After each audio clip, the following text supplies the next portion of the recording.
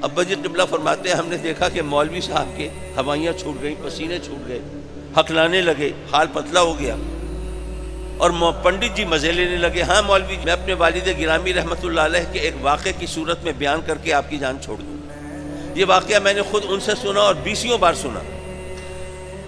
امروہہ جو دلی سے 80 میل کے فاصلے پر ہے وہاں پڑھتے ہیں.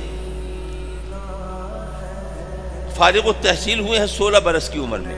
فرمایا ابھی میں طالب علم تھا، یعنی 14-15 سال کی عمر ہوگی.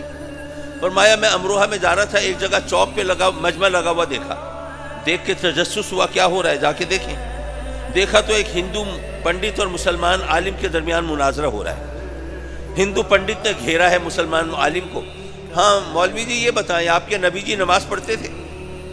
مولوی صاحب نے کہا ہمارے نبی کوئی ہمارے لیڈروں کی طرح نہیں تھے، اوروں کو نصیحت خود میاں فضیحت. انہوں نے نماز پڑھ کے ہمیں دکھائی تو پھر ہمیں حکم دیا کہ نماز پڑھو.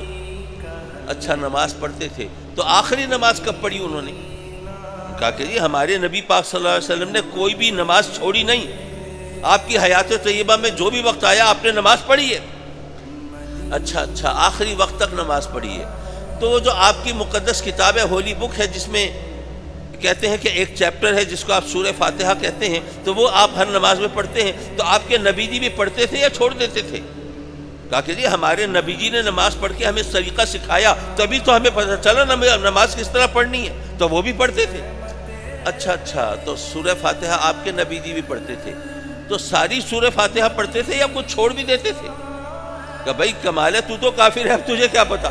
سورہ فاتحہ کی تو ایک آیت بھی اگر رہ جائے تو وہ نماز نہیں ہوتی اگر پڑھنی ہو تو. اچھا تو آخری نماز جو انہوں نے پڑھی تھی اس میں بھی ساری سورہ فاتحہ پڑھی تھی. مولوی صاحب نے اس کی بھی تصدیق کر دی. اس نے کہا اچھا جی وہ سورہ فاتحہ میں ایک جملہ ہے اہدنا الصراط المستقیم، ذرا اس کا مطلب تو بتائیں. تو مولوی صاحب نے بتا دیا کہ مولا ہمیں ہدایت عطا فرما، سیدھے راستے پر چلا. اب وہ پنڈت نے آڈینس کی طرف رخ کیا اور لوگوں سے کہا کہ اے لوگوں، میں نے مولوی صاحب سے جو پوچھا انہوں نے اپنی مرضی سے جواب دیا. اب مولوی صاحب ان کو اور مجھے یہ بتا دیں کہ آپ کے نبی جی کو سیدھا راستہ ملا تھا یا نہیں؟ اگر مل گیا تھا تو آخری وقت تک نماز میں اللہ سے مانگتے کیوں رہے؟ اور اگر نہیں ملا تھا تو جن کے نبی کو آخری وقت تک سیدھا راستہ نہیں ملا ان کی امت کو کہاں ملے گا؟ ابا جی قبلہ فرماتے ہیں ہم نے دیکھا کہ مولوی صاحب کے ہوائیاں چھوٹ گئیں، پسینے چھوٹ گئے، ہکلانے لگے، حال پتلا ہو گیا، اور پنڈت جی مزے لینے لگے. ہاں مولوی جی آپ کے نبی جی نماز پڑھتے تھے نا، آخری وقت تک پڑھتے رہے، آخری وقت تک اللہ سے سیدھا راستہ مانگتے رہے. اب بتاؤ ملا تھا کہ نہیں؟ اب جو مسلمان ہیں وہ بیچارے ان کو سانپ سونگھا ہوا ہے مجمع میں، اور جو ہندو ہیں وہ بہت پرجوش ہو رہے ہیں. ابا جی قبلہ نے فرمایا کہ میں نے دیکھا تو لگا ایسا کہ ابھی خون خرابہ ہو جائے گا اور کچھ تو ہونا نہیں. تو میں آگے بڑھا، میں نے کہا پنڈت جی اگر اجازت ہو تو ایک بات میں پوچھ لوں آپ سے.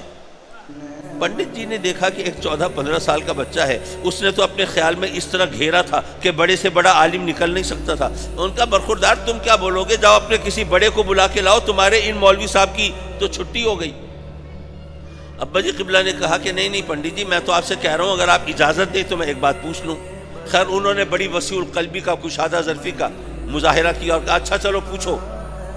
تو پنڈت جی آپ اتنی دیر سے پوچھ رہے ہیں آپ کے نبی جی کو سیدھا راستہ ملا تھا کہ نہیں، ملا تھا کہ نہیں، تو پہلے یہ تو پتہ چلے نا سیدھا راستہ ہے کیا. جب اس کا تعین ہوگا تو پھر فیصلہ ہو سکے گا ملا تھا یا نہیں. پنڈت نے کہا کہ جی بات ہو رہی ہے آپ کے قرآن کی، تو پھر آپ ہی بتائیں آپ کس کو سیدھا راستہ کہتے ہیں. انہوں نے کہا کہ مجھ سے پوچھتے ہیں تو میں تو یہ کہتا ہوں کہ وہ راستہ جو بندے کو اللہ کی طرف لے کے جاتا ہے وہ ہے سیدھا راستہ. اچھا پنڈت جی نے ذرا توقف کیا، ٹھہرے، غور کیا، کہنے لگے ہاں بات تو ٹھیک ہے، جو راستہ منش کو بھگوان کی طرف لے کے جائے وہی سیدھا راستہ ہوگا. تو بات ٹھیک ہے، بالکل ٹھیک ہے.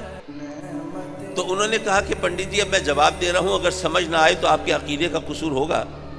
بات یہ ہے کہ وہ راستہ جو منش کو بھگوان کی طرف لے کے جاتا ہے، جو بندے کو اللہ کی طرف لے کے جاتا ہے وہ سیدھا راستہ ہے. تو آپ کا بھگوان یہاں چوک میں رکھا ہو تو آپ کا سیدھا راستہ تو یہاں کے ختم ہو گیا، لیکن ہمارا اللہ تو ایسا نہیں ہے جو کہیں رکھا ہوا ہو.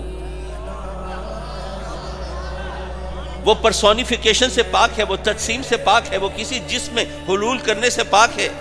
بھئی آپ کا بھگوان یہاں چوک پہ رکھا ہو، آپ کا سیدھا راستہ تو یہاں کے ختم، لیکن ہمارا اللہ ان اعتبارات سے پاک ہے، وہ نقش و نگار سے، خد و خال سے، لب و رخسار سے، جسامت و ماہیت سے، بلکہ کیفیت و کمیت سے بھی پاک ہے۔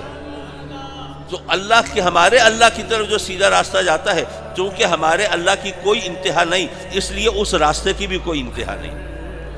جب اس راستے کی کوئی انتہا نہیں تو میرے نبی رب کی بارگاہ میں عرض کرتے ہیں مولا تیرا کرم، تو نے اب تک مجھے ہدایت عطا فرمائی تھی، اپنے قرب کی منزلیں طے کرائی تھیں، اب یہاں تک پہنچا دیا، اب تیرے قرب کی اگلی منزل وہ نظر آ رہی ہے، ذرا وہاں تک بھی راستہ دکھا دے۔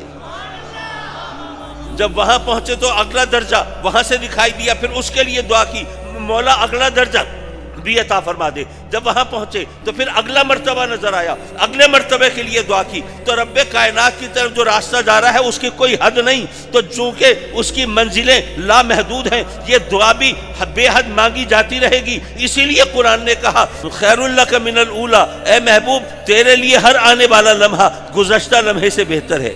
وہ اس لیے کہ تو ہر آن میرے قرب کی دعائیں مانگ رہا ہے نا، اگلی منزلیں طے کرنے کے لیے میری بارگاہ میں التجا کر رہا ہے، اور میں تجھے اس راہ پر چلا رہا ہوں، تو ہر آنے والے لمحے میں میرے قرب کی نئی منزلیں طے کر رہا ہے، اس لیے تیرے لیے تو ہر آنے والا لمحہ گزشتہ لمحے سے بہتر ہے۔